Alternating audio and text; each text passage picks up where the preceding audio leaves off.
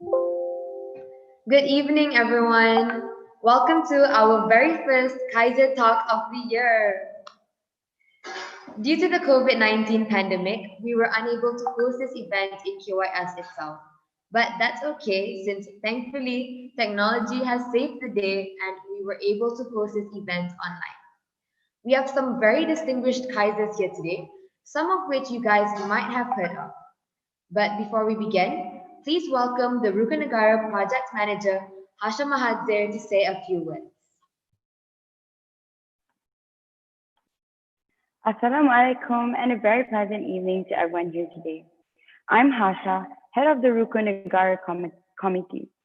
First of all, I'd like to express my utmost gratitude to all of you who has made time to be here today. Not forgetting our advisor, Mr. Ramachandra, for guiding us throughout this process. And most importantly, my committee members, Harvina, Iman Amani, and Azmi, for their hard work and dedication.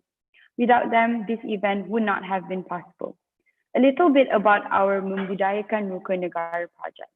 This project is an initiative by our batch in KYSER, and the purpose of this project is to create a culture in the KYS community where everyone appreciates and fully understands the significance of our Rukanagara. In conjunction to this, we decided that a KYSER Talk would be the best platform for us to reach out to as many people as possible.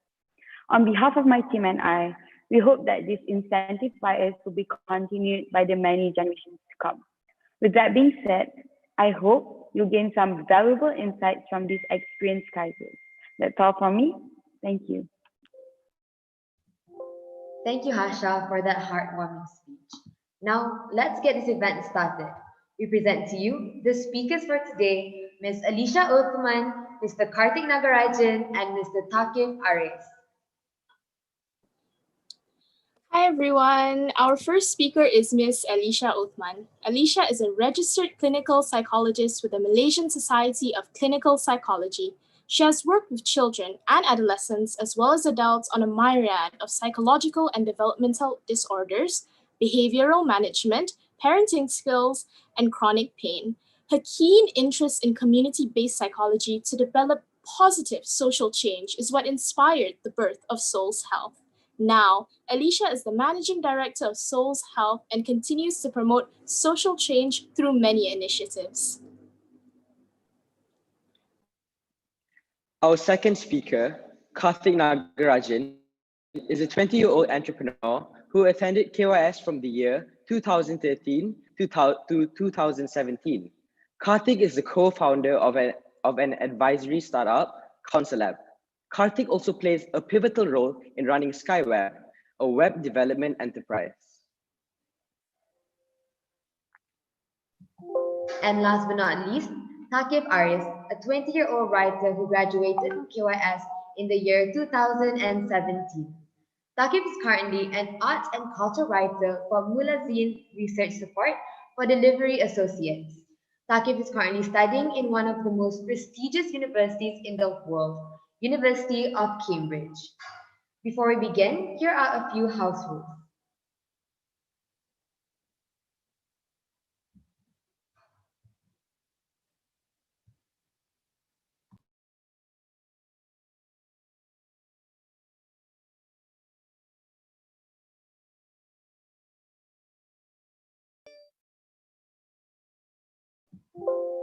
Firstly, please switch your smartphone and or any sound emitting devices to silent mode.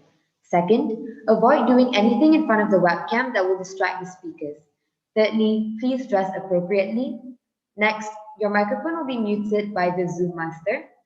Turn on your video only to engage or interact with the speakers. If you have any questions, please type it out in the chat box. Your cooperation to strictly observe these house rules is much appreciated. Without further ado, I present to you our first speaker of the evening, Ms. Ellisha Othman.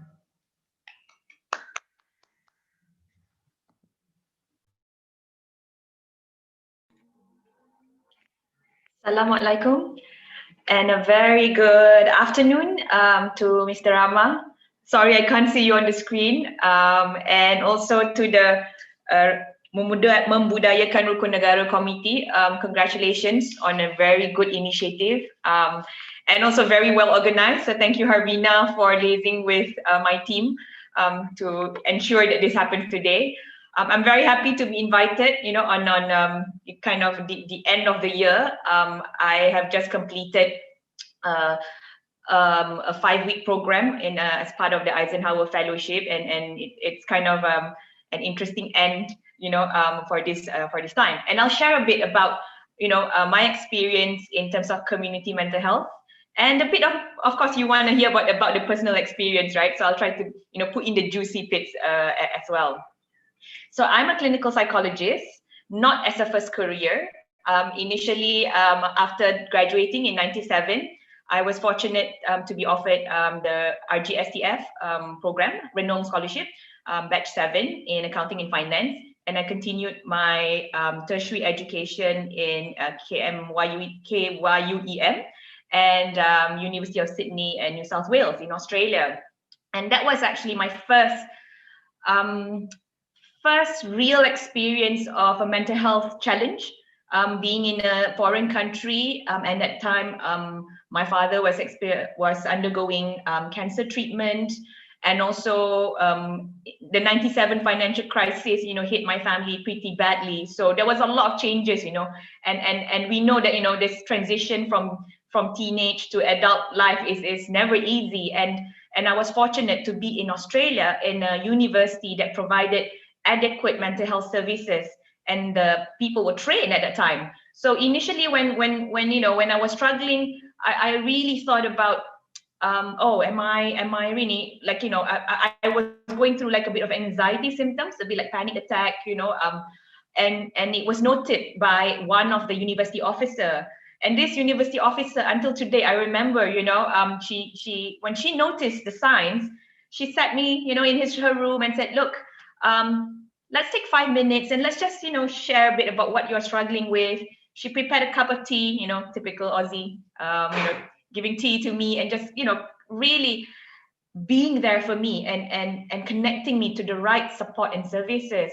So I would consider this a life-changing experience for me because, one, I didn't think I was crazy, Two, there was somebody who was providing this listening ear. And 3, she provided adequate resources and information to know, like, look, everybody struggles with something, but there's always effective support or treatment out there. And the university provides it. So please, go and access it. So it was really, for me, struggling with my own stigma of what mental health is, right? Thinking like, people with mental health issues are whatever. So this is the very important, I guess, message for all of you, particularly for those who are still studying or transitioning to university. It's a time of life that, with transition, even though it's happy moment, you can also experience a lot of struggles. Yeah. So this is my personal experience, my first and personal experience in mental health. Then I went on. Okay, so I shall talk a bit about what community mental health is. Okay, so I completed that time in corporate finance, and I decided, okay, I finished my bond with UEM at that time, and I was still passionate to pursue psychology. So I took up a diploma, a postgraduate diploma in UKM, and then continued on to the Masters of Clinical Psychology. So it wasn't easy because I was not from a Bachelor of Psychology background, and also a lot of misconceptions that usually psychologists or registered counselors are not medical doctors. So we don't go through a medical training. Psychiatrists are usually the ones that are those who go through the medical training with the specialization in psychiatry. And what do psychologists do? So, a lot of people ask, right? Particularly for me as a clinical psychologist, we focus a lot more on the mental health aspect of the services, providing assessment, therapy, consultations with organizations, schools, and also working with NGOs, particularly in my area of work. And right now, I'm marrying my work in corporate finance in my previous career, as well as my current career in clinical psychology, providing services to people in the corporate sector under our employee assistance program as well. Yeah, and other fields, of course, for general psychology graduates, there's huge area of study and career as well. There's sports psychology, forensic psychology. However, for myself, when I entered this field, I was really interested in working, with particular individuals and communities. So in 2014, with the support of the NGO called Souls 247, I established one of the first few community mental health programs in Kuala Lumpur. The oldest being Malaysian Mental Health Association, MMHA, you may have heard.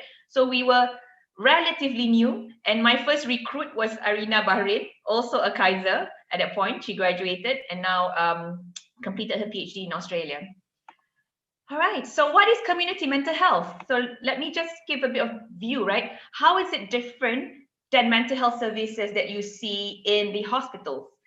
So if we look at this model, I know there's a lot of big words, but I'm gonna make it as simple as possible. So we look at a bigger structural point or systemic point of how to provide mental health services. So there's the individual. So if you think about my experience in Australia, yeah, I was a student in the university system. I do have family, but my family was back home in Malaysia.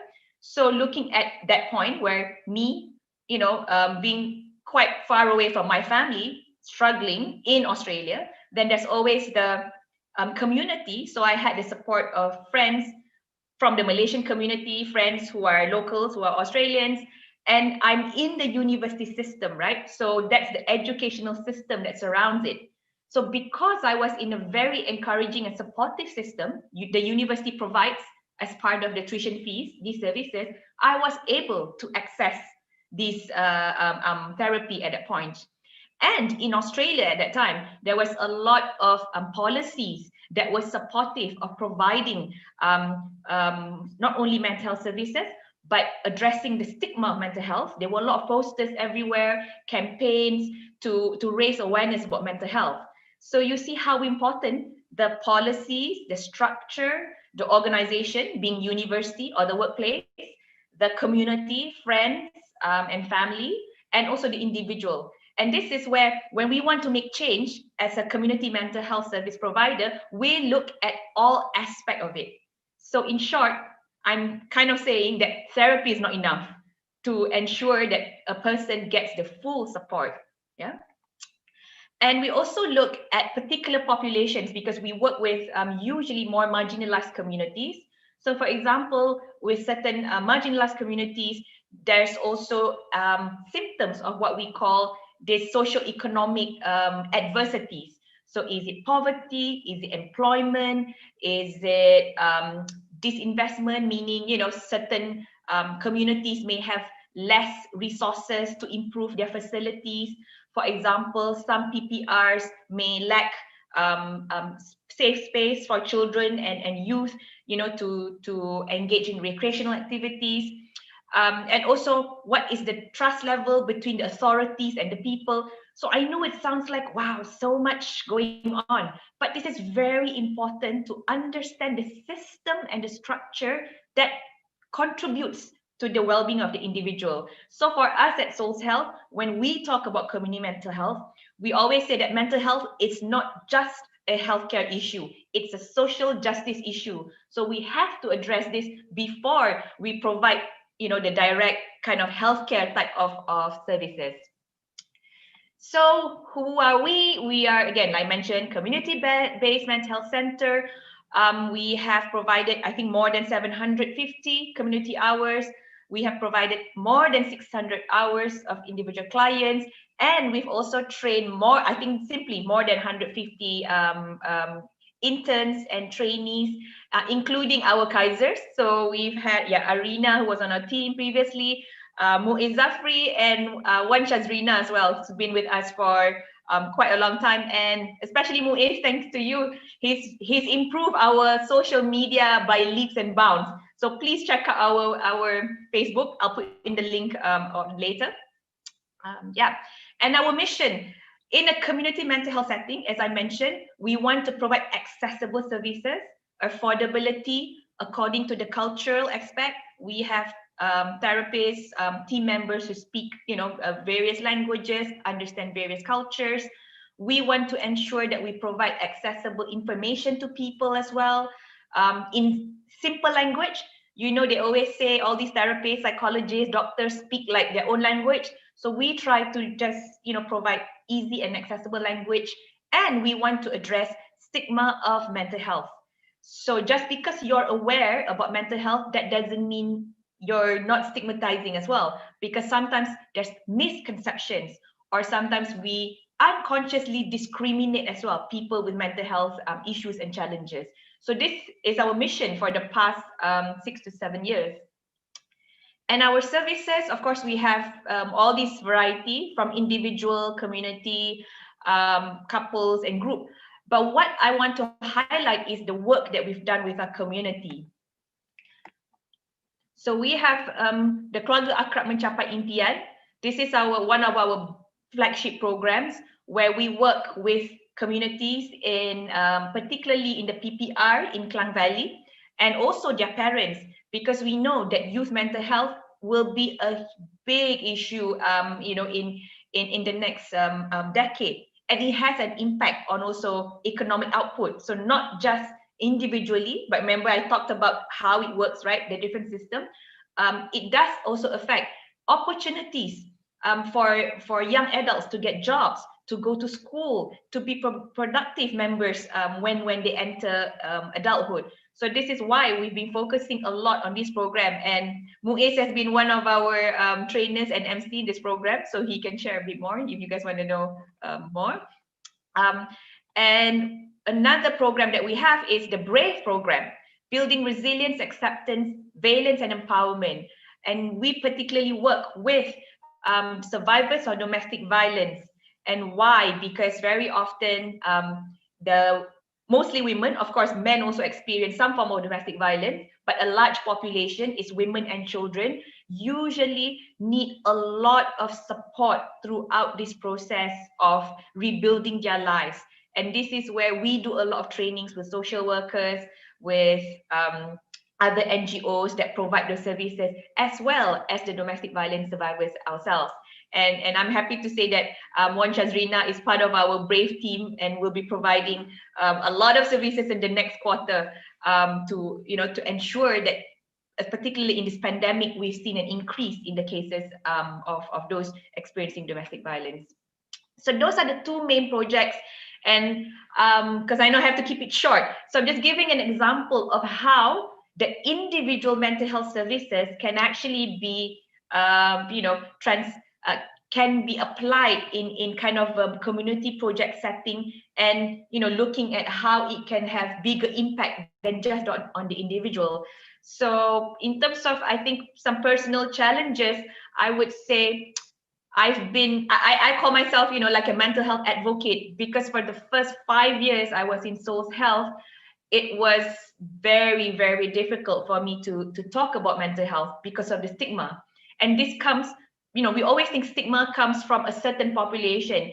In my experience, it doesn't matter income level, it doesn't matter culture or education level.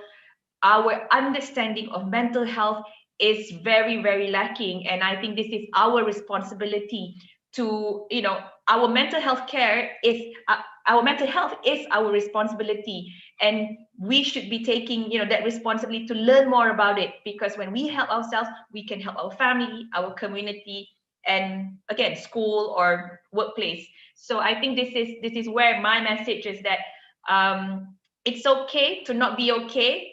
It's okay to not know about mental health, but just reach out, try to open up and get the support, get the discussion going. Because when we start talking about our needs, our mental health needs, then you will naturally also find the support and the services that you need. So yeah, so I guess that's a bit of my sharing when it comes to my work. Maybe we can go to questions now.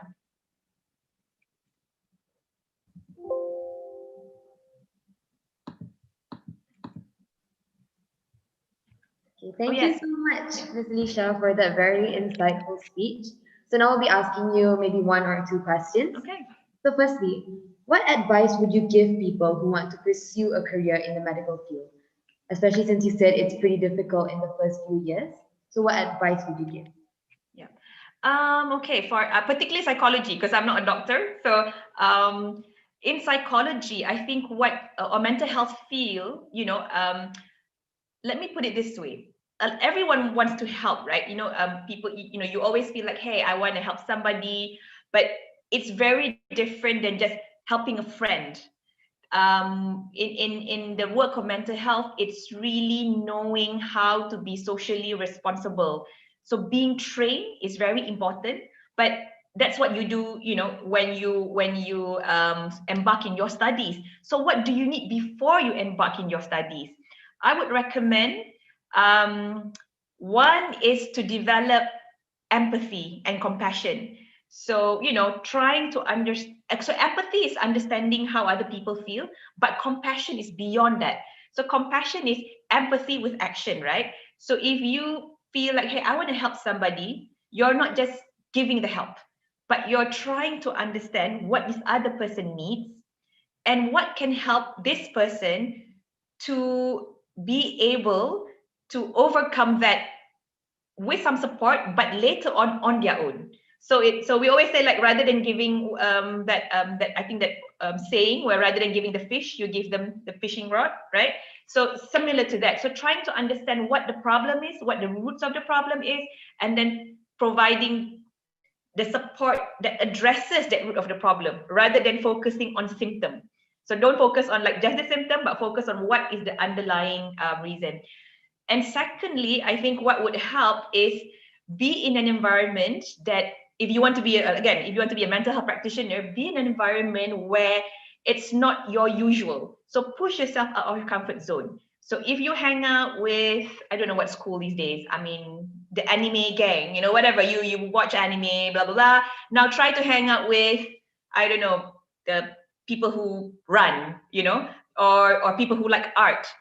So try to engage. I think improve your social skills by going out of your comfort zone, making friends. And I always say in my interview with a lot of the mental health practitioners that want to join us for our training, I'll always ask, are you able to strike a conversation with a stranger on the bus or on a train? If you're able to do that, you can be a good mental health practitioner because you would have the prerequisite social skills to build rapport, to develop trust, to understand, even in a 10-minute conversation, the stranger on the bus or the train can feel like, hey, I can talk to you and you're not a creep, of course. Please, and of course, in my advice, please don't try to randomly talk to anyone and everyone. Try to find a safe space as well. But that's one of the basic skills, to be curious, to be interested in being human. I think that's how I would, summarize that. Yeah. Thank you for that. Second question, a lot of people are wondering, what were the best and worst experiences during your residency training during the first few years? Okay. When I was in the practicum training, I was based in a hospital UKM. So I think my best best part of the training is because I was very lucky to be in a group of very diverse cohort.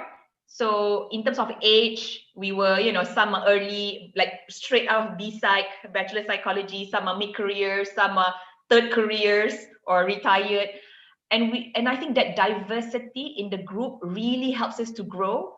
So I would say for those who are really interested in psychology, please expand your horizons first. Like, get out of the psychology mindset first before you go into a specialization, because that will help you to understand people and life in general. And my challenging experience, I think is working with a child survivor of domestic violence.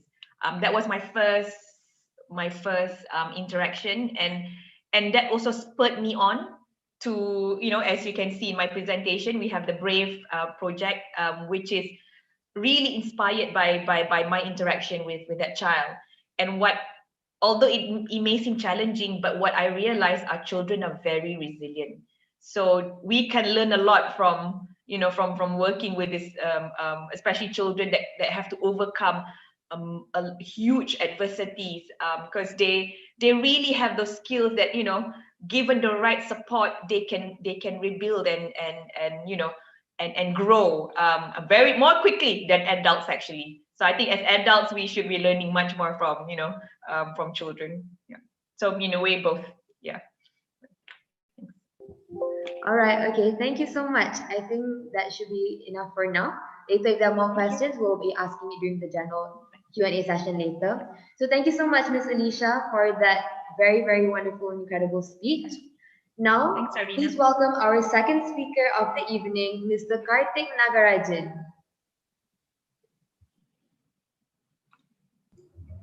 Hi, thanks Harvina for the invitation. And I would just like to, before I introduce myself, extend, I guess, gratitude to listen to whatever was shared by the previous speaker, Alicia, because I think mental health is something that's not spoken about enough, especially in our Malaysian society. I'm not sure how it is in KYS right now, but I think generally, like, it's something that has to be spoken about more, and it's something that more initiatives have to happen to take care of the general well-being of our population. So I would just like to applaud the effort by Alicia. She seems like a really passionate person in her field.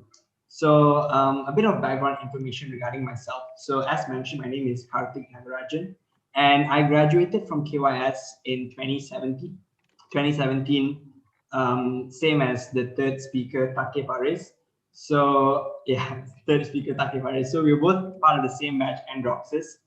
So regarding my life, after I graduated from KYS in 2017, I started a 2-year A-level program in KYUEM in 2018, and I completed it come 2020. So during the pandemic, I was supposed to sit for my final A-level examination, but that did not happen because of lockdowns all over the world.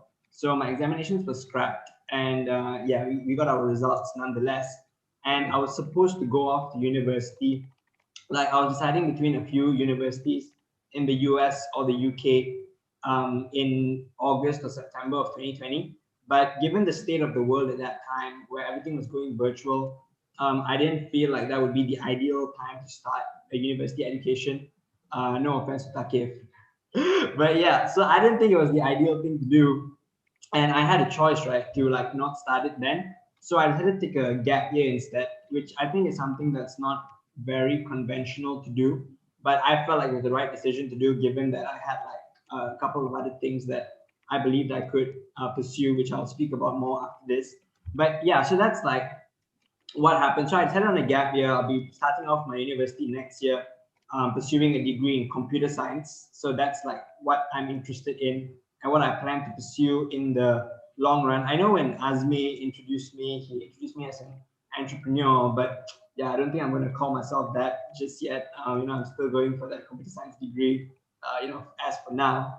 But yeah, so the two things highlighted in my profile were Counsel Lab as well as Skyweb. So let me talk more about these two things. So the first initiative is called Counselab, an advisory startup. And I'm going to start with a story, which also kickstarts a bit from something Alicia said in her talk, which I thought was pretty interesting, is that transitioning is a really important step in life. And I like really, really agree with this, because I believe like when you're in the school system, especially in a school system like KYS that's like super duper structured, your life is like more or less planned by the school to the point. Transitioning out of it is a huge step. So the moment you finish SPM, you have like an endless world of possibilities of what you can do with your life and what interests you can pursue. Because I believe generally, in KYS, like everything is like, you're like pretty disciplined and you gotta follow like all these rules and stuff. But yeah, once you're out, then it's like a whole new ball game. So that's a huge step. And I believe, whoever's watching, but I think it's mainly KYS students. I think generally KYS students have a lot of potential, and transitioning with this potential would mean that you would ideally make the most of the potential that you have as a person. So the point I'm trying to make is there's like so many things that you can do with your life, and I don't think anyone really tells you how to structure the next few years of your life, which I think is a really important thing to do. So a bit of background information on what CounselLab is specifically, and it starts with a pretty nice KYS story, right? So when I was in my final year of KYS, my SPM year, I had one teacher. His name's Chego Abu. He taught me at Maths. I'm pretty sure he's still there. So he was talking about this fellow Kaiser from the batch of 2010 who had just graduated from MIT at that point of time, and got a job in the World Bank. So I was like a huge maths nerd back then. And to just hear that someone from our school had graduated from MIT, I was super impressed, because I was just really, really impressed. And for some reason, I was like, yeah, I really want to speak to this guy. So not the moment I graduated, after I graduated, over a couple of months, like I was on Facebook and I saw his profile. So I reached out to him, which I think is like quite an unconventional thing to do, because you just don't just like reach out to random Kaisers, right? But yeah, that's just how much I wanted to speak to someone from graduated from that university. So I reached out to him and then I was like, I've heard about you from this teacher and I think it's really impressive what you've done. And could I speak to you? Then he said yes, and that was pretty surprising. And then we had like a 2-hour call where he was telling me like stuff about his life and what he did after KYS up until like how did he get to MIT. So that was a very, very nice story. And as time progressed, what happened was we kind of spoke more often. Oh, sorry, having some technical difficulties. Yeah, so we kind of like spoke more often as my life progressed, and we had like I would say an unofficial mentor-mentee relationship of sorts, because I would update him of like what I'm doing with my life at the moment, what universities I'm applying to, what extracurriculars I'm involved in, and then whenever he felt like he could help me in any way, like when I was starting to get interested in computer science, he pointed me to like some of his friends who were doing a computer science degree to speak to them. So I thought stuff like that, it's like pretty small, but I thought it was pretty significant in the grand scheme of things, because I was able to hear firsthand from people who are within that path, like what their lives are like and whether it's something that I would actually enjoy doing. And on top of that, what could I possibly do to explore this interest? So it's like, again, along the whole lines of like transitioning in life and exploring new interests. And I was, on that note, I believe I had like additional help when it comes to these questions, because say I did not have this like unofficial mentorship relationship, or like to speak to someone about it, then I would have all of these questions or possible interests, but I wouldn't exactly know like who to speak to or where to go or what's the best way to like explore this interest. Like true, there's like a bunch of things you can read on the internet, but when it comes to human interaction, I think that's like where you can get the clearest form of advice for you to move forward with your life. So like that's kind of like the story of like this random Kaiser that I reached out to. And then the both of us felt that there currently exists like a gap in the market, because there are a lot of people with plenty of interest in like let's say KYS students, you may have interest in the sciences and the engineering and the humanities, but you wouldn't really know who to speak to find that ideal path for you after you graduate from KYS, whether what foundation program do you want to do, what university would you like to go to, whether that certain field that you think you're actually interested in, whether there are other fields you haven't considered. So like there's like this bunch of like curious minds who come out of school and they don't know, or like they don't really know 100% what they want to do. And on the other end of things, right? So I believe like when you heard Alicia speak, she was like very passionate regarding mental health and sharing her journey. And I can only assume someone like that, and like given that she had even agreed to this talk, would be like more than happy to, talk to other aspiring people who are aspiring to go into their field. And that's honestly the same reason why this Kaiser, his name is Hazim, by the way, graduated batch 10 Vigor. So yeah, so like these are like the kind of people who've already made it in a certain way, and would be more than happy to pass it on to the next generation. And we are the next generation. I assume the people listening are like, the next generation as compared to myself. But yeah, you get the point. So I bet there's like this bunch of people who have made it to a certain level of success and would be more than happy to like share their experience with the upcoming group of like younger generation. But these younger generation people, it's not like in their nature to just reach out to other people asking for advice, and nor is it like in in the generic sense where people will just go around saying, hey, I'm pretty successful in like this particular field. Like for myself, let's say I'm pretty successful in computer science. If you want to speak about it, you can definitely reach out to me. So what CounselLab is essentially is a platform that aims to bridge the gap in this market. So there's 3 of us in our team. It's Hazim, the KYSER, graduated in 2010. Then it's myself, Kaartik, and then there's a third co-founder. Her name's Karim. So she studied in Pennsylvania, computer science degree as well. And yeah, so the 3 of us, we've been working together for the past 6 months. So this is like what I plan to do when I decided to take a gap year, and I've been working on it for the past 6 months. And we are scheduled to pre-launch this platform called CounselLab in early January.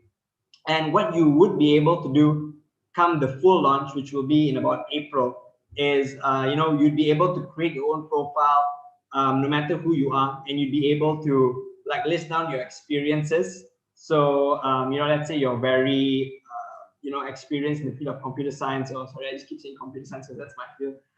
Computer science or history or whatever, and you can just you can list down your experiences, and other people who may like browse your profile would be able to reach out to you and schedule a call to speak about it. And the thing is, like, the idea of this whole platform is that it would be optimized specifically for advice sharing, because there's like a range of platforms, right? There's your Facebooks, your Instagrams, your LinkedIn's, but they're all catered towards different focuses. So what we're trying to do with CounselLab is to focus on specifically advice sharing. So people on this platform will know that I can market my skills, and other interested parties can schedule an appointment, like a video call, to like speak to me about it. So that's I think I've spoken enough about CounselLab. I guess that's a good enough introduction to the whole thing. So we've not actually like launched in any way. You probably never heard of us because we've been doing a lot of the groundwork for the past 6 months.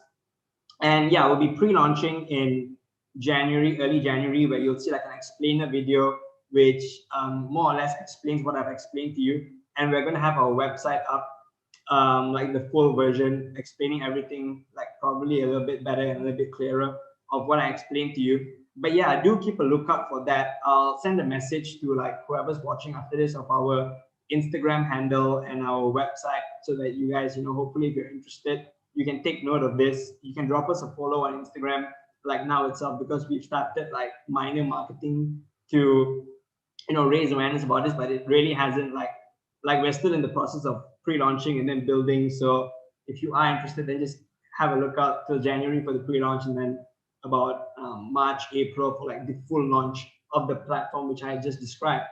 So that's about it regarding CounselLab. The other thing that I was introduced was for Skyweb. So Skyweb is a web development enterprise, which I started with a good friend of mine from KYS as well. He was once again in the same batch. His name is Shami. So the 2 of us, Shami did ADP in Taylor's, so he graduated his foundation a year earlier than me and already began his computer science education in the University of Michigan. And I had just finished my A-levels, and even like before A-levels was cancelled, I was already learning, like I already started learning code by myself quite some time, like more than the KYS code, because I didn't really pay attention back then. But yeah, I learned like stuff through YouTube, through like Coursera, through Udemy. There's like a bunch of these online platforms which you can learn from. So I made use of that, and I started learning computer science coding myself, and I really liked it. So given that I wanted to take a gap year, and I had like this other project I was working on, but I also wanted a project where I would gain some level of financial independence. So that's the reason why I decided with Shami, we were both like learning web development quite a bit, and we decided to start this web development enterprise together called Skyweb. So yeah, if you guys want to build a website, you can definitely reach out to us. But that's the idea behind Skyweb. So once again, I think to like, I guess sum up my part is, I believe really like whoever you are, like who's listening from the KYS perspective, right, is you're bound to graduate from KYS sometime in the future. And once that happens, life is going to change incredibly. Like I'm pretty sure, like I'm going to bet 100% whoever you ask will say it, because in KYS your life is like very, very structured. And honestly, you know, that's really good, because I believe within the system, it can bring the best out of you. I know it's not the case for everyone, because you know, the system just doesn't work for everyone, right? But yeah, anyway, it's very structured. But the moment you leave, it's going to be a whole new ball game. And I think exploring potential is a really, really important thing for you to do. And on that note, I believe, you know, no one should be afraid to reach out. No one should have a lack of options to reach out to, because when you think about it, really you're limited to your friends, your relatives, parents of your friends of your parents. So that is a limitation, and that's a limitation that CounselLab is trying to solve, in that you can reach out to people who are very passionate about sharing their interests in certain fields. So yeah, I would say the culture of reaching out is one that's really important, and I hope that's something that we can build with or without, I mean, like with CounselLab and through your own self-initiative. And secondly, I believe, like, you know, KYS, you have like a pretty set line of interests, where they would say, you know, go into accounting, go into medicine, go into engineering. But honestly, there's like a huge range of fields that you can explore. And I would say, don't be afraid to explore it, even if it's unconventional, because at the end of the day, if you know that what you're doing is interesting to yourself, then I guess that's all that really matters. So just to sum up this first part, I guess that's the two things I would just like to push for, that, you know, really explore your potential and don't be afraid to be unconventional, you know, despite what your interest and your potential, what you believe your potential is. So on that note, I guess, you know, I've wrapped it up. Thank you for listening. Thank you so much, Karthik, for this speech and also the advice. Really appreciate it. It will definitely help all of us. So we do have a few questions for you. Firstly, how do you approach high pressure situations when something goes wrong? High pressure situations when something goes wrong. Nothing really comes to mind at the moment of the last scenario where something was like incredibly wrong and incredibly high stress. But I think there's like two parts to it, right? In any stressful situation, there's like preparation. So if you know that you have something important coming up, and that could be a potential stressor, and you can take steps to prepare for that event, then that's great. So you can like limit or mitigate the amount of stress that you would face at that time. But the other hand is like, when something goes wrong in the moment, what do you do? So I think I've been in that situation in like different scenarios a lot. And I guess the best advice that I could give on this is really to be calm in your head. I know that's not like a really good piece of advice, but honestly, like stressful situations can pop up at any time. And I don't think there's a one size fit all wide ranging answer. But honestly, I think a lot of what you're doing happens in your head. So if you can really keep a calm mind despite what you're doing, and just tell yourself that you'll be able to figure it out, I think that can work wonders for you, because honestly, it's worked wonders for me. So that is my answer to that question. Right. Thank you so much for that. The last question for the Q&A right now.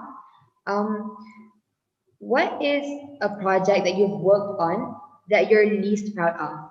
And what would you have done differently to improve it? Least proud of? I don't think I'm actually least proud of anything I've worked on, to be honest. I don't know if that's a pretentious answer or not, but it's an honest answer. But I guess there's like a lot of projects that could have gone better. Yeah, nothing really comes to mind at the moment.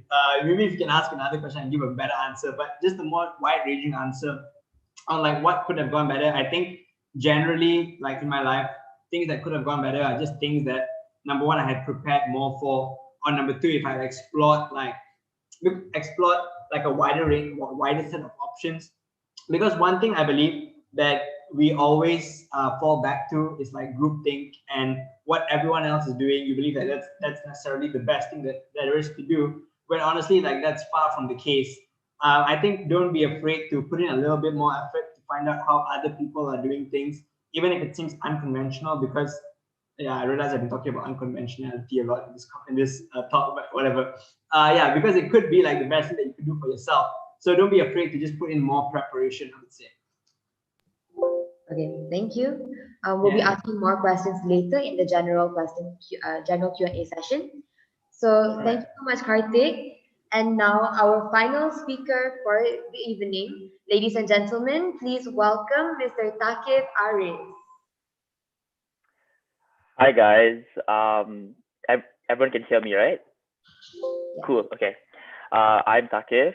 I graduated on the same batch as Kaartik, batch 1317, and I'm currently doing a course in political science and history at the University of Cambridge. So before I begin, again, I think I would like to echo what Kaartik earlier said. I would like to really, show a sense of gratitude to the first two speakers. I think they gave amazing speeches. And I think particularly by Alicia's topic on mental health really resonated with me. I think especially as a student in times of ambiguity, uncertainty, because of COVID, going to a foreign land, it can be really challenging. And I find it quite weird that there's not much discussions on them. I feel that there's a need for people to recognize that education, no matter where you are, whether you're in high school or in KYS or university, has been more of a mental struggle compared to past years and past decades for numerous reasons.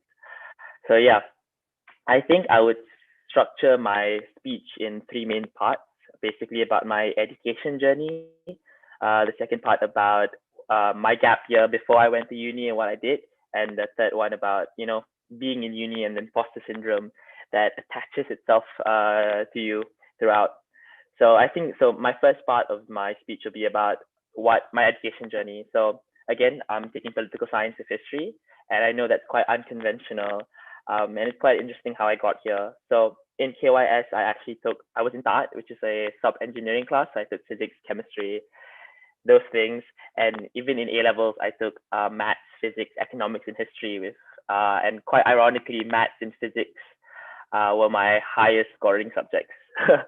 But the reason why I took political science and history is more of a passionate reason. I feel that since young, I've always been interested in finding ways to change the world, or at least make an impact to people. And I feel that the closest way, or the most direct way to change people's lives, is through policy, and good policy especially. And I'm talking about bridging the gap in economic and socioeconomic inequalities. That's my main interest. And also, I think throughout my gap year, which I'll talk about more, I watched this movie called A Private War, which is about a war journalist in Yemen and her stories. And I found it so interesting. So there is now an interest in me to like go to the front lines of war and talk about it, be a war correspondent, because I feel that, sure, when we talk about war, what really takes the discourse is more about which sides are winning and why, but we tend to forget the victims that are part of this war, who are part of the, I would say, collateral damage of them. And I would really like to talk about them, about their stories, about how they struggled and how they themselves feel that the war should end. Because I'm always a big fan of grassroots movement, of like finding out from the bottom up how to change things. So yeah. So about my education journey going there, sorry, I think I digressed a bit.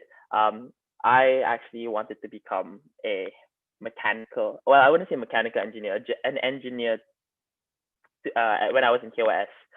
And I think what changed was, firstly, my history teacher, Mr. Ramayano, you're here.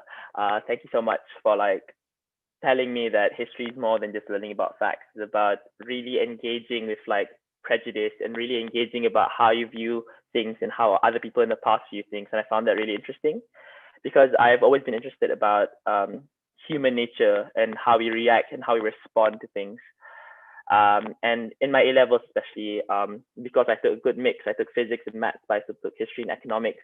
I was more inclined to studying about, Nazi Germany, studying about World War One, why war happened, what happened to the victims. And I realized at the end that, sure, political science is quite an unconventional subject, especially in Malaysia, but I would rather do something that I love, rather than, sit down. I'm not bad at maths, so I would say I'm not bad at maths. So I would rather like have a career where I could engage with people and talk to them and travel the world rather than sitting in like a lab and do reports. I mean, engineers might debate against this, but that's my view of it. Um, so yeah, that's my first part. So my second part of my speech is going to be a gap year. So I actually took a gap year for one main reason. I felt that my life was going too fast, if that makes sense. Like I didn't have time to appreciate life and to detach my life from like this constant struggle for success and this constant struggle of like, achieving greatness and whatnot. And this was because like I think what really made me realize this was during my 18 months A levels in KYEM. And I realized that sometimes it's good to take a break from everything. Like if anything from this speech that you can take is the fact that you should take breaks and you should know yourself when to like slow down and realize that life is not just about showing that you're the best or showing that you can succeed. It's also about going back to your roots and asking yourself the questions, is this what I'm happy with? If I look back into the past, am I going to be happy with what I've done and the decisions that I've made? And I think my gap year really, made me grow as a person for two main reasons. Number one, I did what I loved most, which was like music and traveling. So I traveled around the world with a few friends, and I also went to like music festivals, good vibes festivals. It was an amazing experience. There you go.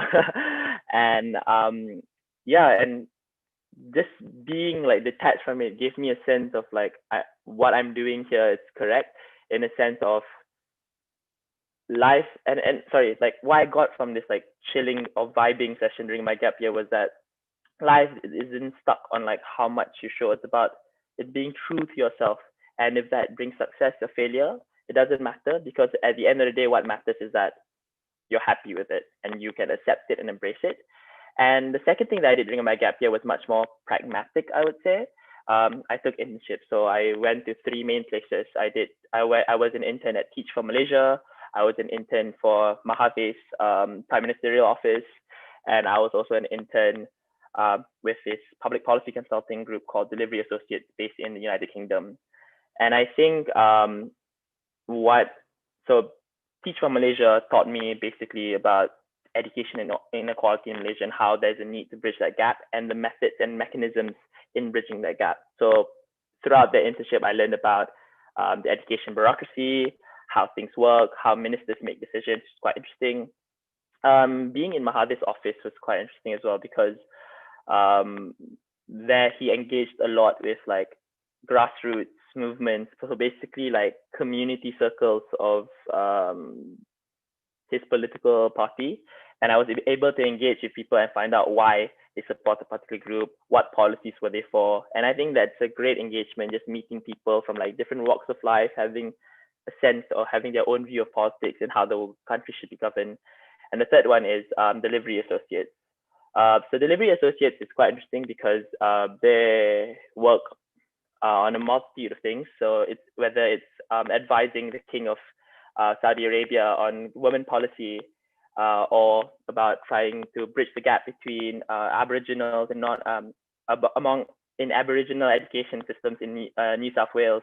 I was very lucky to be chosen to be a research support advocate, especially in terms of education policy and trying to find ways to bridge socioeconomic inequality within education. So trying to get rid of middle class norms, trying to make sure that education is as inclusive as possible, and also to provide a space for mental health discussions or a space within education to open up.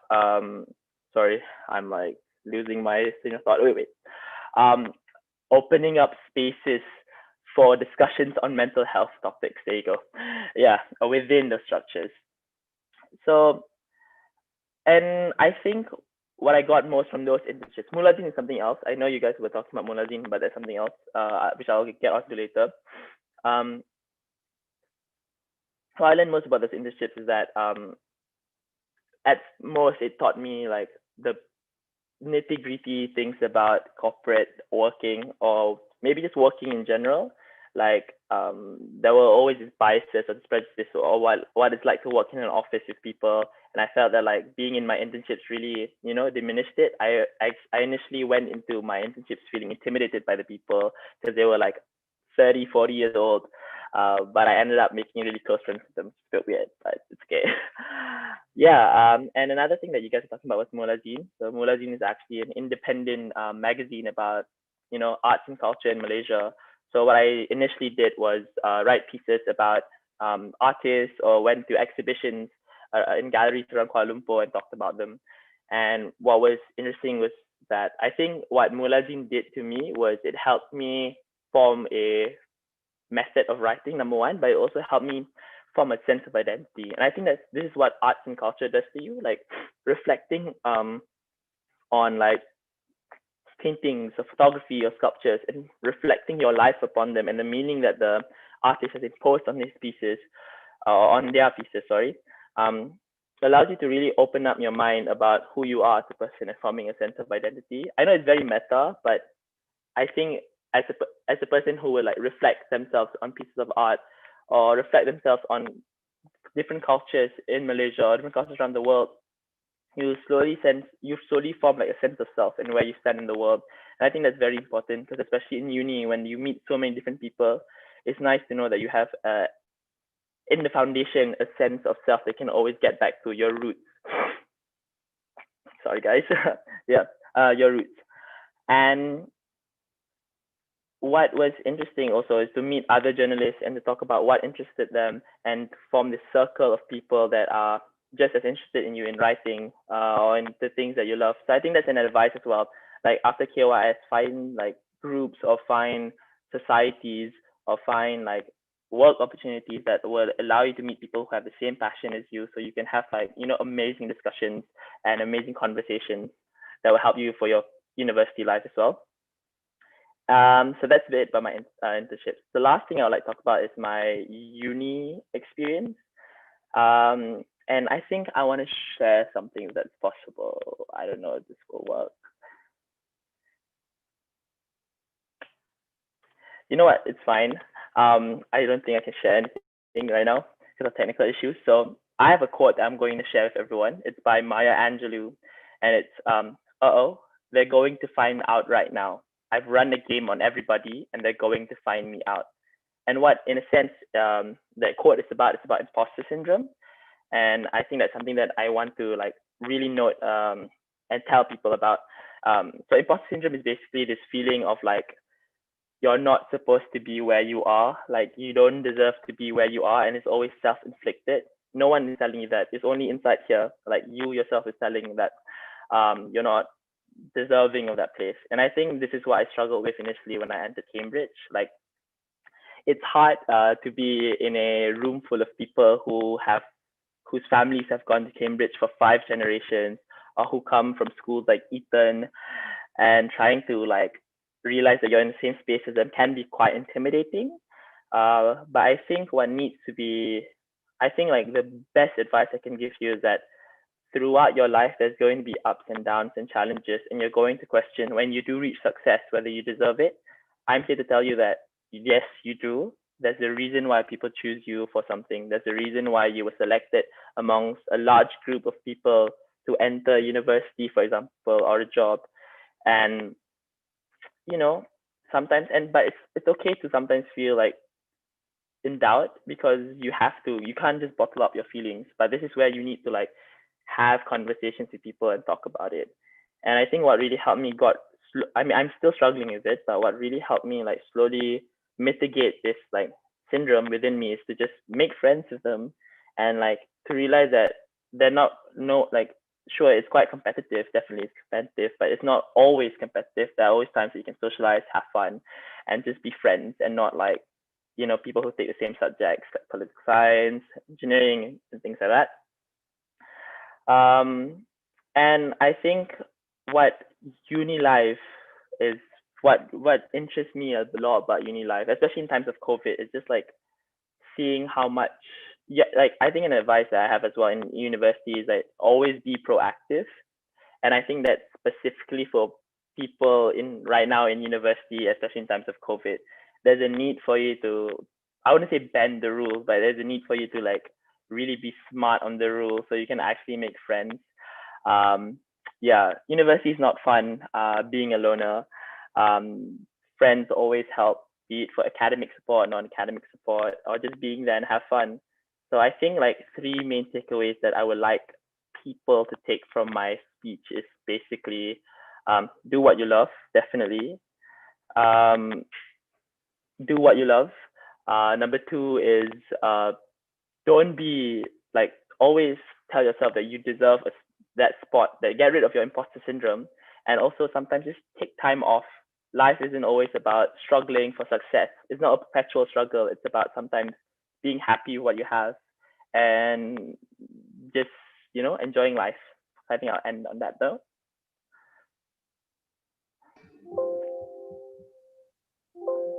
All right, thank you so much, Thaqif. It's very encouraging to know that someone like you decided to follow your passion and well, you are where you are now.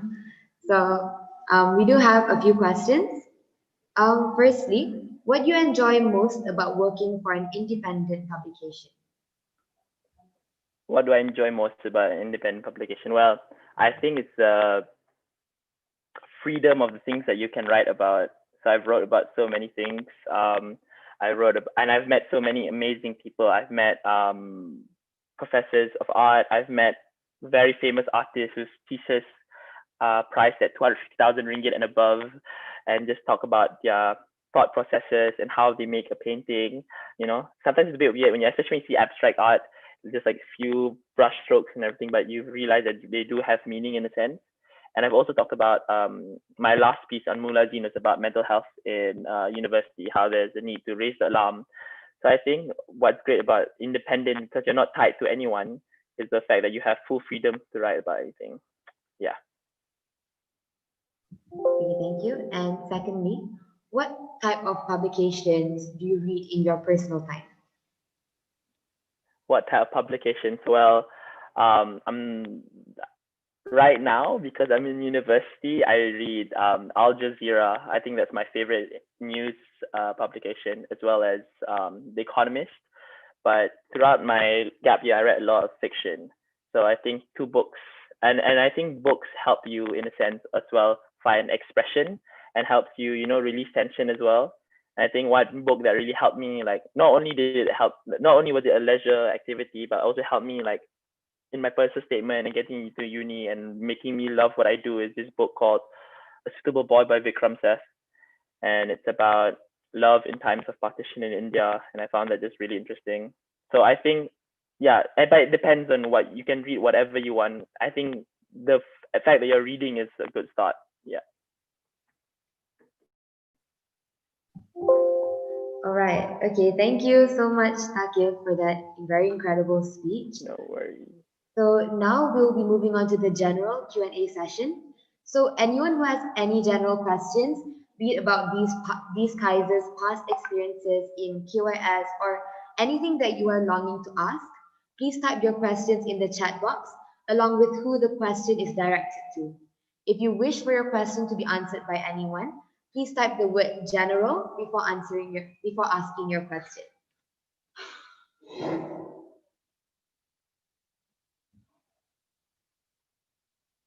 Okay, so we have one question. This is for Miss Alicia.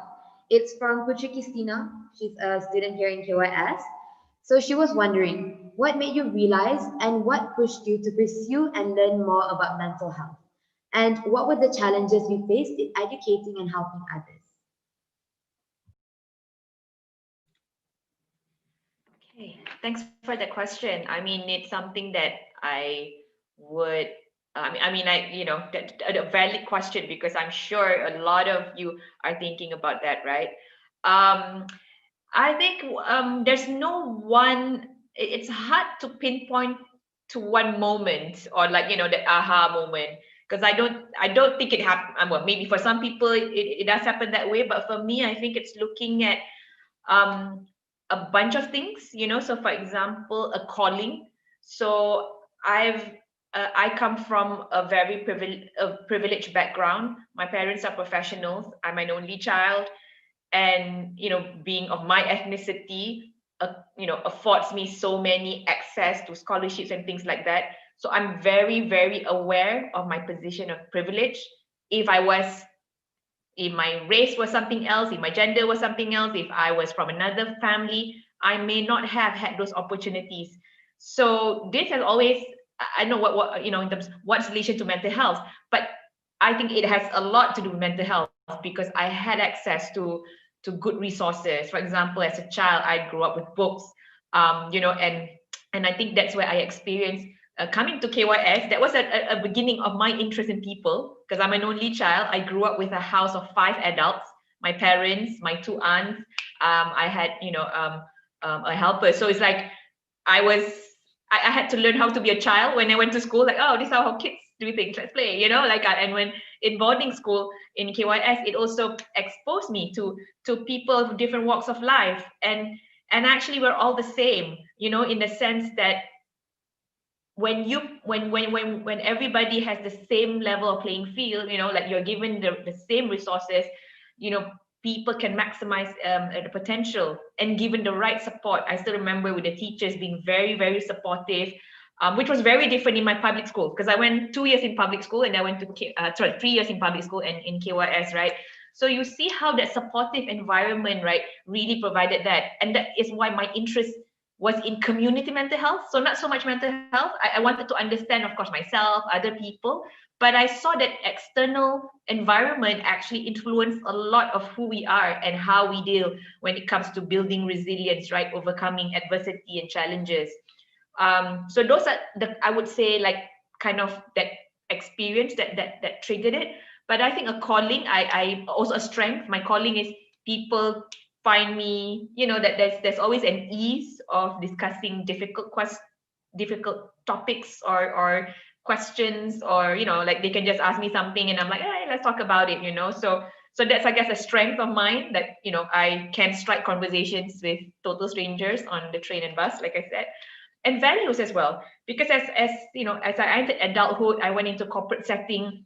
I realized that was also, although the work was very exciting, challenging, but you know, I needed to feel that my work is contributing to this betterment, right, and betterment of the world in a way. So how, because of my position of privilege, how can I feel that it's like a responsibility. With the responsibility, what can I do to improve? You know, in like I said, I can't change the world, but I can change one person or one family, at least have that short-term outcome with this person, right? So that's where mental health became kind of a natural culmination of my calling. Like, you know, I'm good with people in general. My calling in terms of strength also, and also values, that I do value trust. People can trust me, partnership. You know, I always work, you know, in KYS, you know, I'm always in group activities, drama competition, netball, whatever. Like, it's always groups, teamwork, and resilience, overcoming challenges. I myself went through challenges. I see a lot of people going through it, and how you know, all of this culminates to then for me to identify that goal, right? I want to become a mental practitioner. It did happen when I was 16 or 17. It happened much later through a lot of process of research, reaching out to mentors. So I think Kaartik mentioned, right, that counseling, that advice. So I did reach out to people in the mental health field. No one in my family is in mental health. They have no idea, and until today, some of them have no idea what I'm doing, actually, until, you know, we have that one-on-one discussion. My family wasn't very supportive that I moved to mental health because, of course, corporate pays better. Mental health doesn't pay the same. But like I said, I stay true to my values. Yeah, that it is privilege is a sense of responsibility. How do I build a trust? How do I build a partnership? How do I create that change by building resilience in the people that I work with? So yeah, I guess that's, I hope that answers your question. Yeah. Thank you so much, Ms. Alicia. I'm sure the advice will definitely help many, many people. So next we have a question. This is specifically for Karthik. So this question is from Munir Zahrin. He's another KYS student. So his question is, in KYS, GP class encourages us to plan for our future. Has it helped you in pursuing your career, or have you gone completely off track from it? And how have you benefited from it? Yeah, GP, I guess it helped until scholarship applications ended. So, because honestly, like, I'm not sure, Thaqif, if you remember more than me or if you'd like to weigh in on this after me, but I think GP was like very, very centered upon getting a scholarship and then miraculously hoping that your life was set through that process. But I think even on Twitter, I see a lot of KYSERs talking about this as well. It's that a lot of them are unhappy with the particular emphasis that KYS places on that route, because at the end, like, that's not going to be a route that's accessible to everyone or achievable by everyone. And there's like a lot more opportunities that you can explore apart from scholarships, right? Local universities are still really good.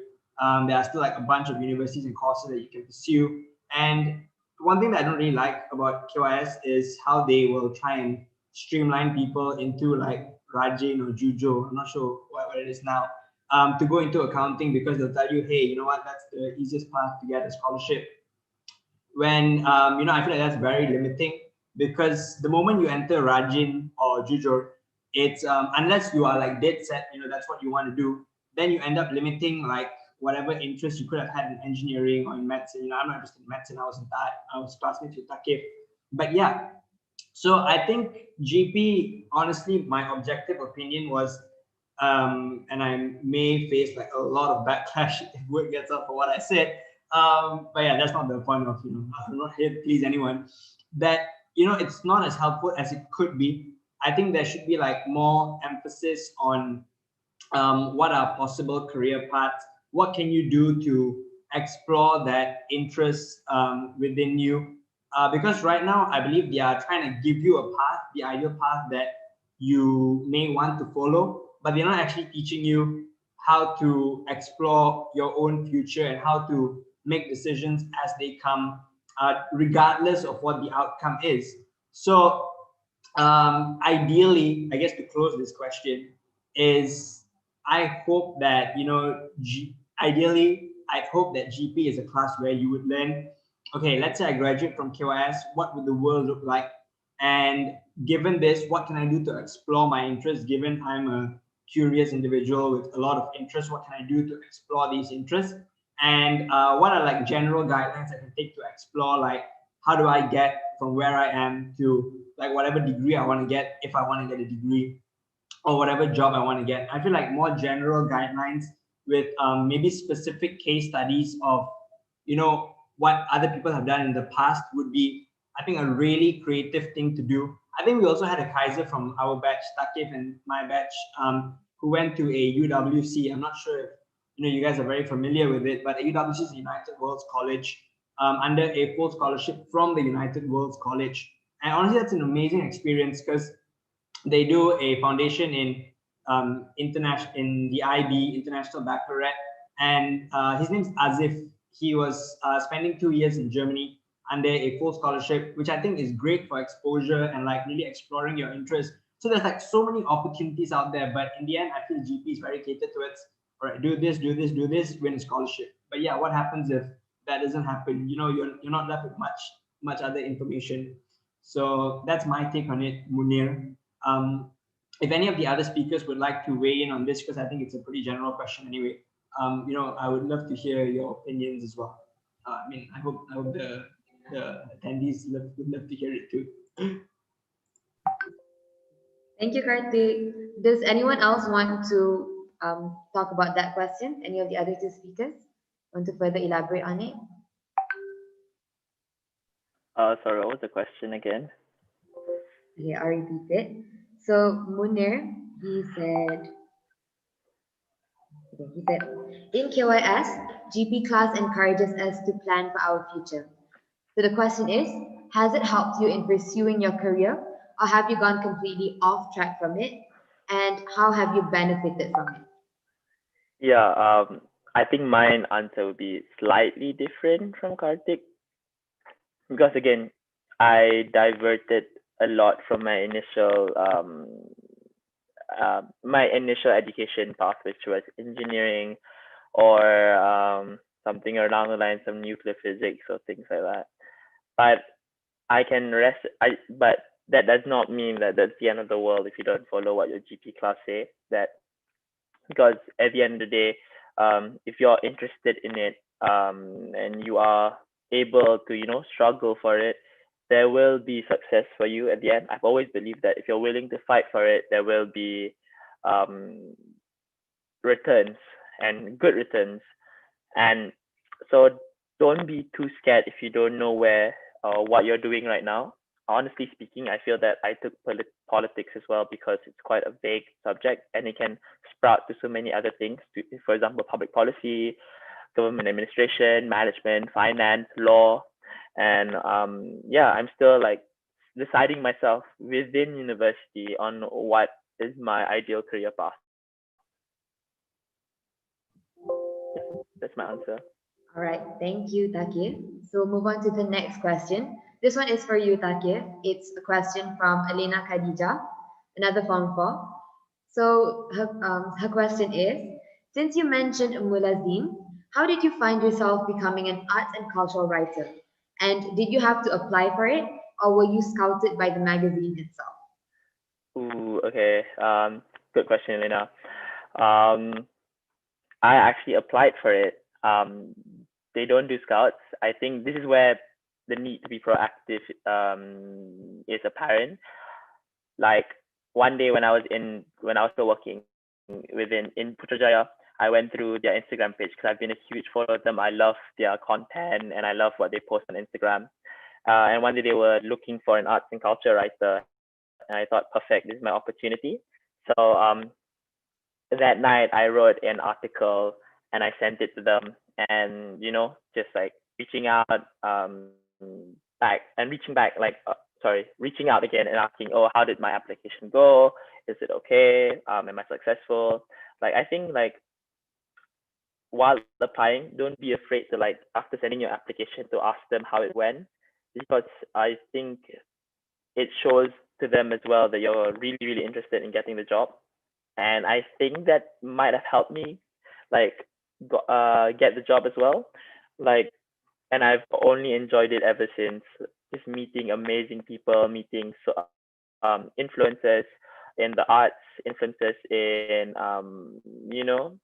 music, visual arts, digital arts, and things like that. And it's very interesting because I think being in KYS, we're quite detached from these groups of people. And like because of Mulazine, I've entered new groups and I've seen new perspectives on life. And I think that diversity of that perceptions really help you in your future, because now you're quite flexible in like molding your thoughts to a certain way. If let's say you have a challenge, or let's say you have an obstacle to go through. That's my answer. All right, thank you, Thaqif.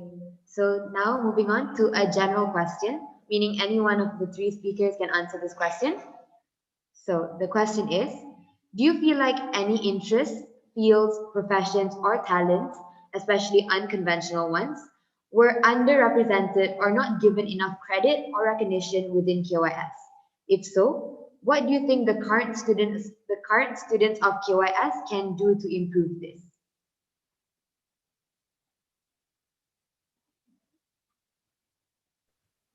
I guess I'll answer first. Okay. Yeah.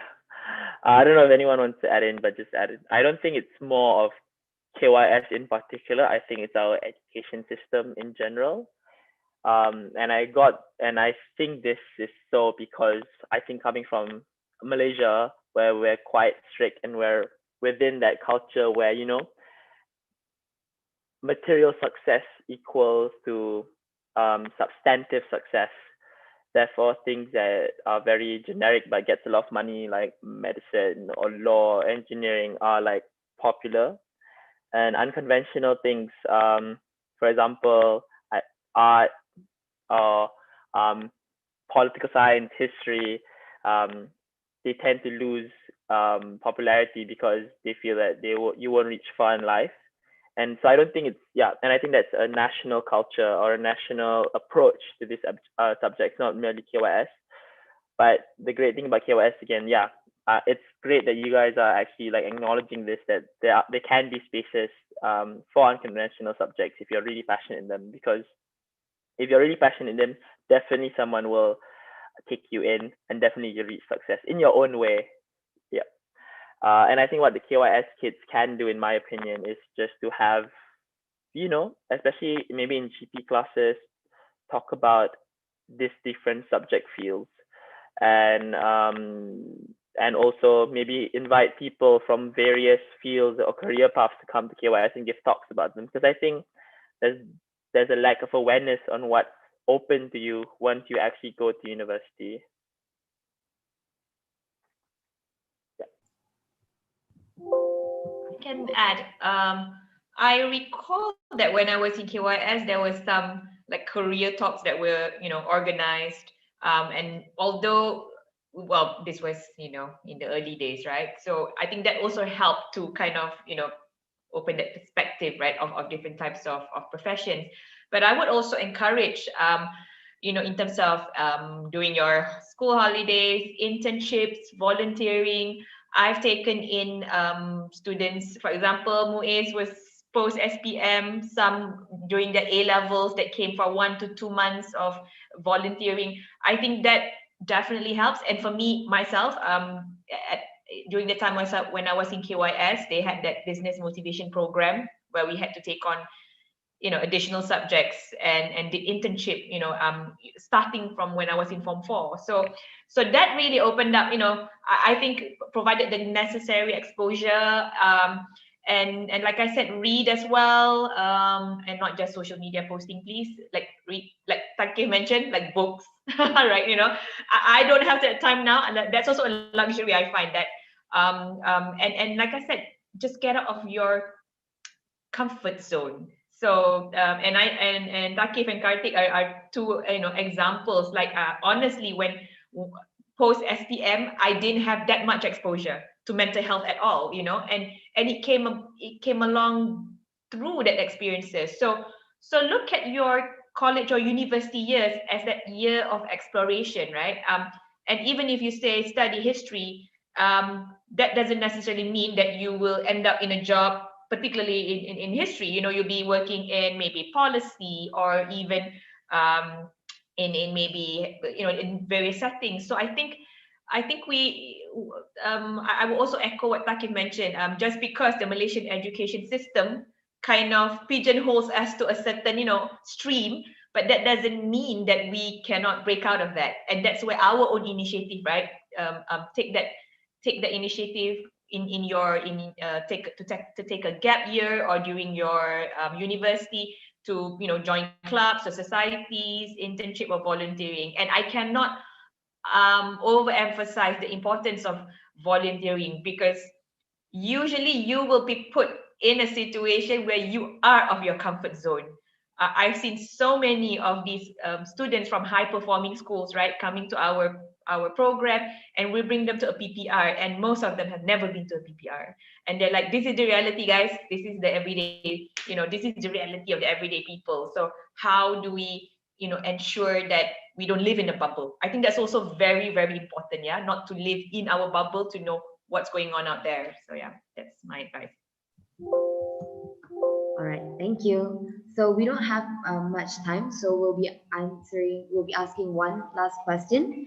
So this question is directed to either Kaartik or Thaqif. Either one of you can answer. The question is from Putri Christina again.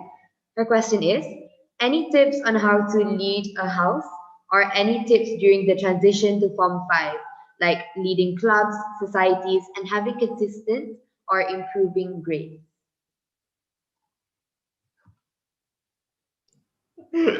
Right. Yeah. So I think Form 5 is a pretty interesting leap, because up until Form 4, actually, even Form 4, you start taking on more responsibilities. I think, yeah, in general, in KYS, you're already taking on like a lot of responsibilities. But in Form 5, if you are like, if you take on a bigger role, then it is like quite a responsibility to always think about the thing that you're leading, be it your house, your club, or even the school, right? It's just one of those things where, let's say you're a project manager for a certain activity which would require like a month of preparation. Then throughout that month you will probably have like passive thoughts about, I think, okay, I need to get this done, I need to get this done, I need to get this done for my thing. But yeah, if you're like a club leader, or if you're like a house leader or a school leader, then that thing is prolonged for like a whole year. So I think that gives a pretty good sense, I hope, of what I'm talking about, what you are possibly going to face.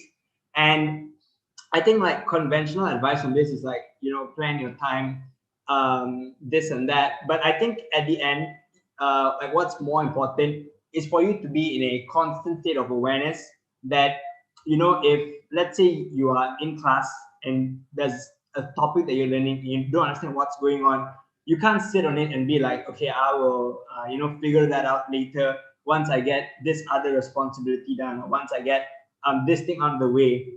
Like, you have that past, okay, I'll get it done once cross country is done, I'll get it done like once this union night is done. But I don't think that's a good thing to do, because like these small things that you put off in preference for the main responsibility that you have will start to add up. And when people try to catch up on these things, sometimes it's too late, and that's when it becomes a problem. So don't put yourself in that situation. I think you need to be in a constant state of awareness that, okay, so this is what I'm currently lacking. Maybe I can squeeze like half an hour of revision into this, or I have this responsibility for my house. This is what I'll have to do. I'm going to set aside like an hour to get this done. Then I'm going to do like the other things that are important, like my academics and my other extracurriculars.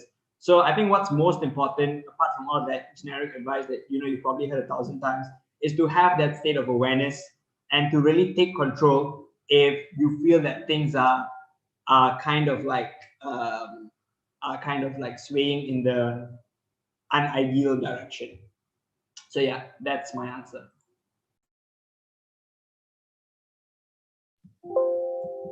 All right. Okay. Thank you, Karthik. Thaqif, do you also want to answer the question, or no? No, I think Kaartik gave a very thorough answer to that question. So that will be the end of the Q&A session. Thank you so much, everyone, to all of the speakers. All of your advice and the talk has definitely been very, very beneficial. So, ladies and gentlemen, we have almost reached the end of the event. Now I would like to present the e-certificates to our speakers. Firstly, Ms. Alicia Oathman.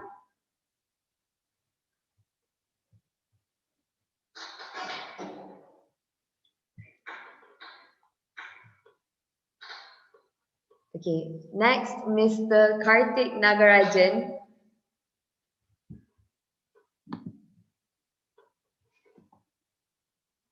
Thank you very much. And finally, Mr. Thaqif Aris.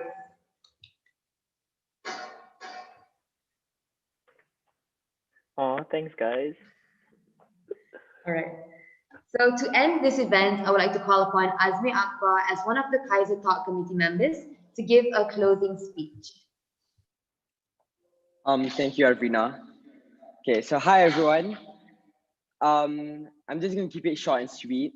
So today's KYSER Talk has definitely been like a great success.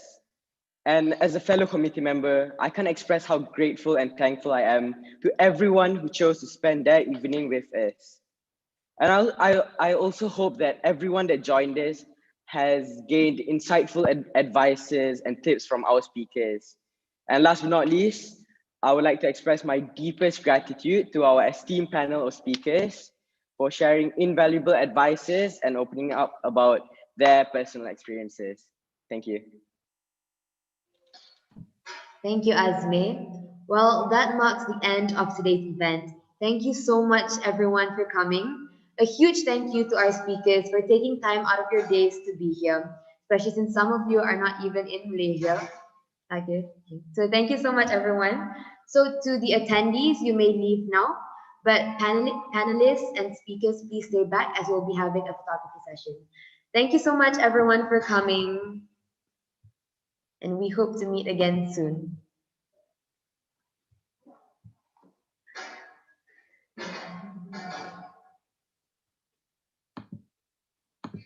Okay, so panelists and speakers will now be having a photography session. So everyone can just smile. What? Photography? We will be having. Oh, okay. I heard like coffee Okay. session. Real